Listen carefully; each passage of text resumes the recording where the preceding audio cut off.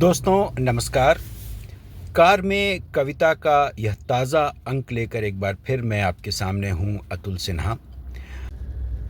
दरअसल होता ये है दोस्तों कि जो किताबें हमारे सामने होती हैं वह तमाम प्रकाशकों की होती हैं, लेकिन साहित्य अकादमी जो महत्वपूर्ण काम करता है बीच बीच में उस पर हमारी निगाह कम जाती है। हम अक्सर साहित्य अकादमी के विवादों पर, उसके पुरस्कारों पर चर्चा तो करते हैं, लेकिन उसके प्रकाशनों पर हमारी चर्चा कुछ कम होती है। तो इस बार मैंने सोचा कि साहित्य अकादमी की ओर से प्रकाशित इस किताब पर चर्चा की जाए, जिसका शीर्षक है कविता में दिल्ली। कविता में दिल्ली दरअसल राधेश्याम तिवारी के चयन और संपादन में निकली हुई एक किताब है। दिल्ली को लेकर, बनारस को लेकर, इलाहाबाद को लेकर तमाम ऐसे शहर हैं जिनको लेकर बहुत सारी कविताएं लिखी गई हैं। लेकिन इस किताब में राधेश्याम तिवारी ने जिन कवियों का चयन किया है वो करीब 96 कवि हैं। 96 कवि। और आप सोचिए कि इतने सारे कवियों को एक जगह इकट्ठा करना एक मामूली काम नहीं है। इस किताब में राधेश्याम तिवारी ने जिन कवियों की कविताओं का चयन किया है, दरअसल उसको कई काल में बांटकर उन्होंने इसे एक किताब की शक्ल दी है। और उसमें आपको मिलेगा पूर्व राग, मध्य राग और उत्तर राग। पूर्व राग में वो कवि शामिल हैं जैसे जगनिक हैं, मलिक मोहम्मद जायसी हैं, रसखान हैं, मीर तकी मीर हैं, हाली हैं, बहादुर शाह ज़फ़र हैं, अकबर इलाहाबादी हैं, असरारुल हक मजाज हैं। तो ये जो कवि हैं पूर्व राग के, यानी अपने ज़माने के वो कवि जिन्होंने दिल्ली को जिस तरह से, जिस निगाह से देखा, उनकी जो कविताएं हैं, बहुत सारी कविताएं हैं, ये पूरे मिजाज को सामने लाती हैं और ख़ास तौर से उस कवि के भीतर झांकने की एक कोशिश भी आपको इसमें मिलेगी। वहीं मध्यराग में बहुत सारे कवि हैं जिसमें सूर्यकांत त्रिपाठी निराला हैं, हरिवंश राय बच्चन है, रामधारी सिंह दिनकर हैं, शमशेर बहादुर सिंह हैं, नागार्जुन हैं, गोपाल सिंह नेपाली हैं, रामविलास शर्मा हैं, भवानी प्रसाद मिश्र हैं, रामदरश मिश्र हैं, धनवीर भारती हैं, सर्वेश्वर दयाल सक्सेना हैं, कुंवर नारायण हैं, रघुवीर सहाय हैं, श्याम विमल हैं, जगदीश चतुर्वेदी हैं, अजीत कुमार हैं, दुष्यंत कुमार तो हैं ही, हरिपाल त्यागी हैं, केदारनाथ सिंह, नरेंद्र मोहन राजी सेठ, चंद्रकांत देवताले, कैलाश वाजपेयी, बलदेव वंशी, शलभ श्रीराम सिंह, विष्णु खरे, भगवत रावत, विश्वनाथ प्रसाद तिवारी, अशोक वाजपेयी, बार रब्बी, सुरेंद्र श्लेष, शांति सुमन, राम कुमार कृषक, गिरधर राठी, प्रताप सहगल, नचिकेता, दिविक रमेश और राजेश जोशी जैसे कवि हैं। ये आपके मध्य राग के कवि हैं। इतने सारे, बहुत सारे कवि और भी हैं जिनका नाम इसमें नहीं है, लेकिन ये एक चयन है और जाहिर सी बात है इसमें तमाम प्रमुख कवियों को शामिल करने की कोशिश की गई है। और इसमें से बहुत सारे कवि आज हमारे बीच नहीं हैं, लेकिन बहुत सारे ऐसे कवि भी हैं जो आज के दौर में भी बेहद सक्रिय हैं और अपनी कविताएं लिख रहे हैं। उत्तर राग की बात करें तो उत्तर राग में प्रत्यूष गुलेरी, उपेंद्र कुमार, असलम हसन, मंगलेश डबराल, ओम भारती, श्याम कश्यप, बुद्धिनाथ मिश्र, अब्दुल बिस्मिल्लाह, दिनेश कुमार शुक्ल, प्रकाश मनु, विष्णु नागर, विजय किशोर मानव, उदय प्रकाश, लीलाधर मंडलोई, मदन कश्यप, असद जैदी, निर्मला गर्ग, गोविंद प्रसाद, सुधीर सक्सेना, ब्रजेंद्र त्रिपाठी, मधुवेश, मधुकर उपाध्याय, अनिल जैन विजय, राजेंद्र उपाध्याय, वीरेंद्र गोयल, आचार्य सारथी, अनामिका, उदय सहाय, विशिष्ट अनूप, शिवनारायण, यश मालवीय, मजीद अहमद, मनोज मोहन, राधेश्याम तिवारी, राकेश रेणु, अनीता भारती, हेमंत कुकरेती, कैलाश दहिया, आर चेतन क्रांति, वाजदा खान, संजय कुंदन, संतोष श्रेयांश, रमेश प्रजापति, पंकज चतुर्वेदी, जितेंद्र श्रीवास्तव, पंखुरी सिन्हा, अपर्णा कुमार, संजीव कौशल, सीमा भारती और दामिनी जैसे कवि इसमें शामिल किए गए हैं। ये उत्तर राग के कवि हैं। लिस्ट बहुत लंबी चौड़ी है और जाहिर सी बात के दौर में हज़ारों की तादाद में कवि हैं। आज के दौर में ख़ास तौर से जब से सोशल मीडिया आया है, कवियों की संख्या लगातार बढ़ रही है और हर आदमी के भीतर का जो कवि है वो जाग उठा है। नए नए तरीके से अपनी कविताएं पेश कर रहा है, नए नए संदर्भों में उनकी अपनी जो दृष्टि है वो सामने आ रही है। तो ये जो किताब है वो बेशक 280 रुपये की किताब है, लेकिन अपने आप में ये एक अनूठी किताब है। 352 पृष्ठों की ये किताब है।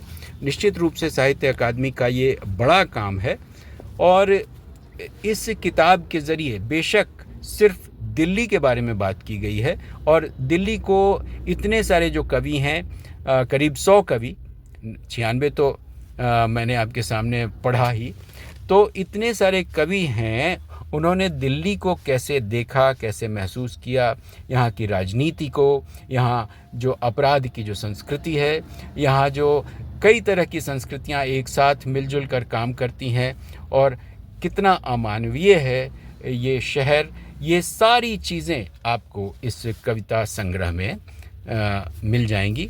बेशक ये कविता संग्रह एक उल्लेखनीय दस्तावेज़ है साहित्य अकादमी की तरफ से प्रकाशित।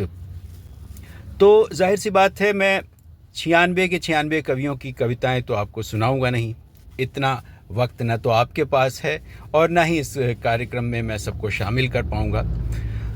कुछ कविताएं ज़रूर आपके सामने लेकर आऊँगा, शायद 3 या 4 कविताएं ही सुना पाऊँ और बेशक जिन कवियों की कविताएं इसमें मैं शामिल ना कर पाऊँ उसके लिए मैं क्षमा प्रार्थी भी रहूँगा, लेकिन ये संभव भी नहीं है और व्यावहारिक भी नहीं है। लेकिन कुछ कविताएं आपके सामने ज़रूर मैं पेश करने की कोशिश करता हूँ इस किताब से। सबसे पहले मैं रामदरश मिश्र, जो एक बेहतरीन कवि रहे अपने ज़माने के, लंबा जीवन उन्होंने जिया और इसके अलावा उन्होंने बेहतरीन कविताएं भी लिखी। बहुत सारी बातें होती हैं कवियों की ज़िंदगी में, कुछ अच्छी कुछ बुरी, जीवन के तमाम उतार चढ़ाव होते हैं। वैचारिक रूप से भी कई कवि कुछ अलग होते हैं, कुछ खेमेबाजियाँ होती हैं। यह साहित्य की रोज़मर्रा की चीज़ें हैं, आप देखते ही होंगे। तो रामदरश मिश्र की एक कविता आपके सामने पेश करता हूँ। सांस्कृतिक एकता। यह दिल्ली है, यहाँ भी रास्ता काट जाती है एक बिल्ली है। यहाँ भी पत्रा देखकर जनवादी घोषणाओं की शुरुआत होती है। यहाँ भी बड़े बड़े सरकारी चौपाल हैं जहाँ दिन भर केवल बात होती है। यहाँ भी खादी के नीचे कोक शास्त्र और टेरेलियन के नीचे हनुमान चालीसा होता है। यहाँ भी शीशे की जगह एक चेहरा और चेहरे की जगह एक शीशा होता है। यहाँ भी चौराहे चौराहे टोटके और बाहों में ताबीज़ पड़े होते हैं। यहाँ भी नेता की सूरत देखकर आदमी भाग खड़े होते हैं। यहाँ भी पड़ोसी पड़ोसी के घर आने वाली औरतों का हिसाब रखते हैं। यहाँ भी थूक देने के लिए ही लोग दूसरों की चीज़ों का स्वाद चखते हैं। यहाँ भी कुत्ता कुत्ते पर भौंकता है और गधा गधे पर रेंकता है। मेरे महान देश, शहर से गांव तक, सिर से पांव तक तुम्हारी कितनी बड़ी सांस्कृतिक एकता है। तो इस कविता में आपको रामदरश मिश्र ने बहुत सारे रंग दिखाए दिल्ली के, जो कि हकीकत है, सच्चाई है, आप भी महसूस करते होंगे कहीं ना कहीं। इसके अलग अलग रूप हैं, एक्सप्रेशंस हैं, यानी अभिव्यक्ति के अलग अलग तरीके हैं जो हर कवि अपने अपने तरीके से करता है।